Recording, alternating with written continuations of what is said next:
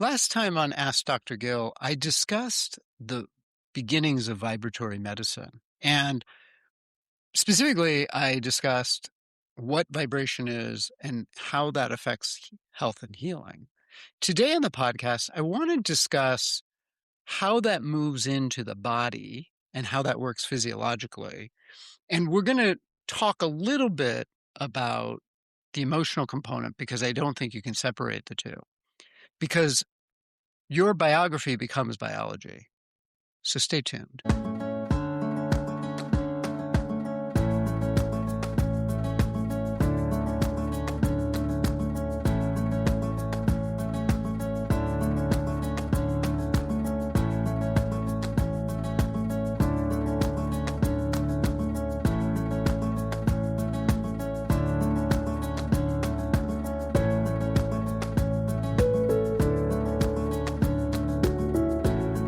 Hello and welcome to Ask Dr. Gill. I am your host, Dr. Gill Winkleman. And today on the podcast, this is part 2 of a series I'm doing on vibrational medicine. And just as a reminder, what I talked about last time is about how our whole universe is in vibration. And that includes us. All the cells in our body, they vibrate. And there are frequencies that shift within us. And I think that it's important to recognize that. And this is where I talked about different modalities, such as sound healing, acupuncture, and homeopathy, polarity therapy. I talked about the meridians in terms of acupuncture. These are the vibratory elements that we can work with in terms of healing. But how do we get there? Like, why do people get sick in the first place? And this is where biology stems from biography is so important, because I think that what we don't realize is that everything that happens to us is stored in our cells.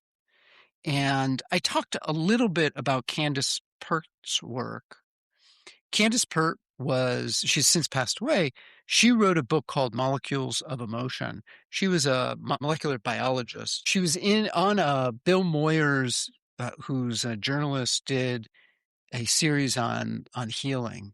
And she says, clearly there's another form of energy that we have not yet understood. For example, there's a form of energy that appears to leave the body when the body dies. And then she says, your mind is in every cell of your body.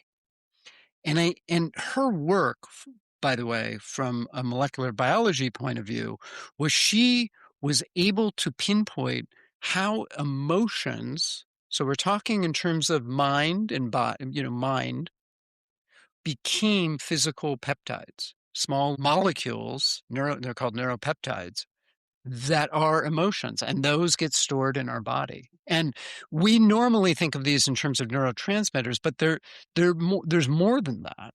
And so when you feel sad, for example, that creates a chemical in your body. Your body creates that as opposed to that. When you feel love, your body creates chemicals. Now, we don't have the details on this yet, by the way, but we do know that this is wired into us. And so this is an example of how vibration, emotion, in this case, is the vibration. Really, it comes from thought. And we're going to get to that in the next podcast, not in this one. But vibration will start the process and the cascade that ends up in the physical. So emotions become patterns that end up in the cells, literally. I want to make a clarification here, just because I think that people kind of get lost in the weeds here, thinking, oh, I can't have a negative thought. It's not so much that you can't have a negative thought, though I do think it's important not to berate yourself about something and not to criticize yourself, because I think the body responds to that. It's almost like our body is an animal, like a pet. When you yell at your dog, it doesn't necessarily respond the same way. It will be more fearful of you the next time you interact. And this is where you see abused animals showing up and cowering because they've been abused so much. And then as if they get a new owner, the that clarity shows up, that joyfulness, that sweetness will show up that was missing for some time. It's really sweet to see that, by the way. One of the vendors here near me that I go to, she has a dog that fits that. And she barks at me until she gets a sniff of me. And then she's just like, "Oh yeah, I remember you." And then she's really sweet. And this is kind of what our bodies will do. Like when we berate ourselves, it's kind of the same feeling. And I'm actually feeling it right now. Like I'm feeling this, like my body relaxed as I'm saying this and recognizing this. It's really kind of an interesting thing. So vibration isn't the same as good or bad emotions. Vibration shows up with repetitive internal patterns. So it's when you always have the emotional tone that becomes the background hum. And that's where people get stuck, right? And this is where I think things get really challenging when you're in an environment. So if you're in a system, a family system or a work system with dysfunctional patterns, it's hard to break out of those. And it's almost like we become loyal to the ideas, to the thoughts, to the people that are there. And often what I find with patients is they are loyal to ideas about themselves that they cannot change or they're unwilling to change. And Carolyn Mace talks about this. She calls them acquisitioners. It's almost like she's using it in terms of addict, but it's not. I mean, addict is an example of that. What she's talking about, which I think is really important in terms of this vibratory medicine piece, is that we can give our power away to an object, idea, or person. And when that happens, it changes our emotional and regulatory frequencies. And emotions are signals to us about what's going on in our system. And we are not, as a society, taught to engage with those things. There's nothing magical, by the way, about certain feelings. There's nothing magical about sadness, anger, hurt, joy. There's nothing about that. But we live in a society that basically works towards we should feel more good and less bad. And life is not about that. Life is about we experience something and then let it go, right? That's what our bodies want us to do. And so what can happen is we'll call it congestion. And this is when the physiologic changes start to happen because you're getting flooded with the same emotional frequency and you're not releasing it. And so when you begin to understand and feel your emotions, then the inhibition doesn't block what's happening, right?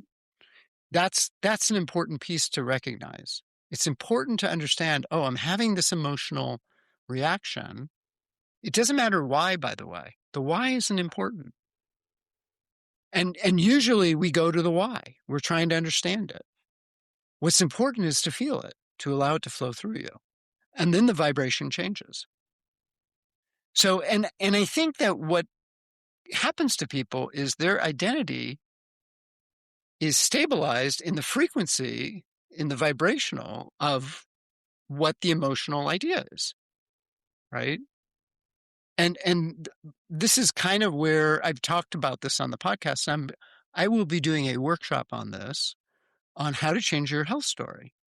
Because it's not about the story that needs to change. It's about the vibrational frequency. And once you understand that you're changing the frequency, that's when healing can happen. And by the way, that's the real work. So I think our belief systems become long-term carriers, frequency carriers, if you will. And so this is, it's not just that you will gravitate towards someone with a similar belief system. You're gravitating to someone with a similar frequency. It's not just about the ideas. It's about the frequencies. And a lot of this has to do with our sense of loyalty to the ideas and our assumptions about safety and worth and agency. So in I think, the fact that we tend to gravitate towards people with the same ideas creates a situation where you don't get out of the frequency, you don't get out of the beliefs, you don't get out of the emotions. And the example of that is politics, right? In the United States right now, because we have two camps of people with ideas about the world that aren't willing to discuss what what the other side is saying or thinking. And the thing is that you basically have, in effect, self-perpetuating echo chambers of ideas, and how stupid the other side is based on that. Generally, you need the other side to understand it. And this is where shadow work is really important. I will talk more about this next time, but we want to understand the aspects of ourselves that we can't see or that we deny. And I think that this is happening a lot, that we're denying stuff about ourselves in the other. And generally it's the internal conflict that happens that that is about the thing I don't want to see within me, I'm putting out on you. And integration of that stabilizes your vibration. It creates healing, because no longer are you rejecting that part of yourself.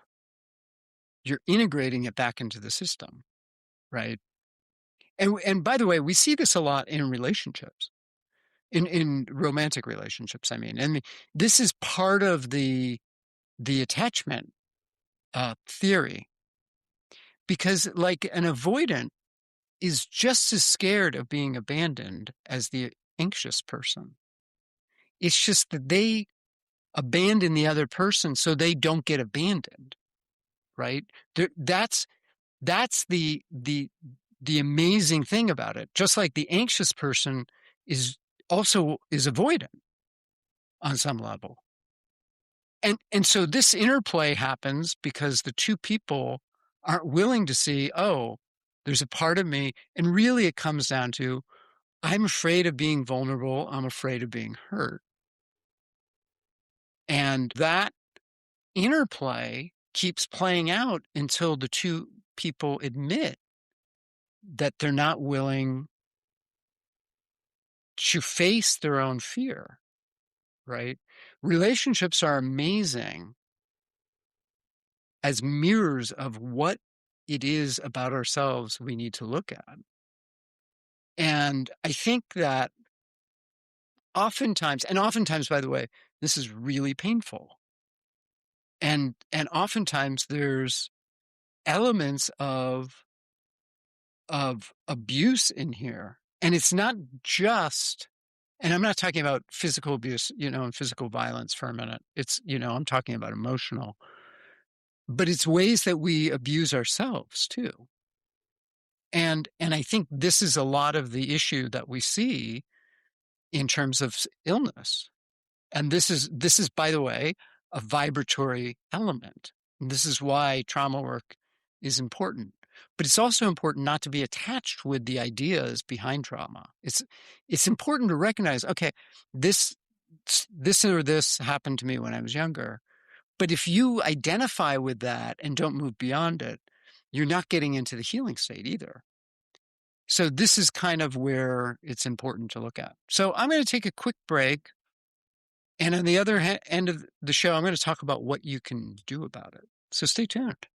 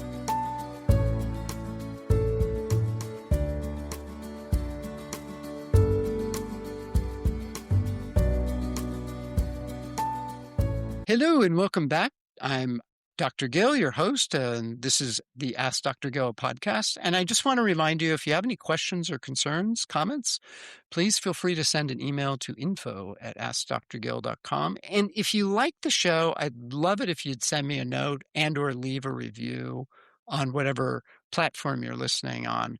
It really helps in terms of getting the word out. And I thank you to all the people who've left kind words already, and I really hope that this is helpful for you. So today we're talking about the psychology of of vibration and how we take meaning, emotion, and identity and shape our inner frequency. So I guess the important thing in terms of what can I do to help myself, Dr. Gill? What are the messages that you would have? Well, I think it's important to understand your emotional baseline. That's first and foremost. And that can take time, by the way, because a lot of us are not in touch with how we're feeling. I mentioned that we tend to gravitate to groups who are similar. It could be that the group is doing whatever it is doing. And there's a book, and I actually did this challenge, and I will put this out to you to do the challenge too. It's called A Complaint-Free World, and I cannot think of the author right now, but uh, it's really interesting because it was a minister who realized, oh, he complains a lot, and what he did is he just got a wrist bracelet, and he said to himself, I'm going to go 30 days without complaining, and if I have a complaint, I start over. And he would take the bracelet if he caught himself complaining, and this is out loud, not in your head. He would take the bracelet and move it to his other wrist. And I think he said it took him 18 months to get through 30 days because he kept. I actually did it. It took me 7 months to do it, and it was very liberating to do that. Now, I complain, by the way. I'm not saying I don't I don't complain. I do complain. I've talked about that on the show. I What I found with it was it changed my relationship to my internal dialogue about things. And also my external dialogue about things. So that is an example of how you can shift your emotional baseline. Now, it doesn't have to necessarily be with complaining, although it could be. It could be whatever else you might be true for you, right? This is about tracking your repetitive internal narratives. And I think that once you begin to do that, then you have enough awareness to allow for the emotional completion. What do I mean by that? I'm just going to feel the feeling, whatever that is. So in terms of complaining, you can look at like, what is it that you're complaining? Why are you complaining? What is it you're complaining about? And it may be that it's a feeling of unsafety or fear around something. And this is really important because if your mind is in your cells, as Candace Pert talks about, then that means that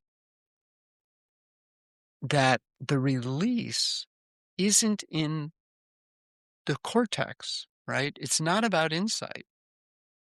It's about allowing the experience to flow through you. And generally, when I've had my biggest breakthroughs, and I'm talking personally now, it isn't the insight that does it. The insight is the first part sometimes. Understanding, oh yeah, when I was a child, this happened, whatever it is. My father didn't want me. That isn't enough. It's to feel that experience of not being wanted and allowing yourselves to process that. Because in that situation, there's probably a behavior or a series of behaviors that are happening as a result of that. And that's the other thing you could do is look at your behaviors. Or sometimes people can be helpful for this. This is where therapy is helpful. And I'm going to harp on AI therapy for a minute. This is why AI therapy sometimes isn't helpful, at least not yet, because you have to be really honest with yourself because you're giving the input to the therapist. But a good therapist is going to be able to see something in you that you may not communicate. For example, that you're angry or sad or whatever. And that reflection is really, really important. And AI, at least as far as I know right now, AI can't do that. Not yet. So that's another harp on this. I keep getting emails, by the way, from people who want to be on the show to talk about AI products. And I don't want the show to be about products, but also about AI. But I think it's pertinent right now in certain ways. So anyway, that's a quick aside. So I guess the thing to recognize and close is that psychological, like these vibrations affect our physiology. And so we need to work with it both in the vibrational field, but also in the physical field, right? You need to heal both. You need to work in both. And it's understanding the psychology, but it's feeling it into the physiology. And that's where you get relief. That's where this starts to shift.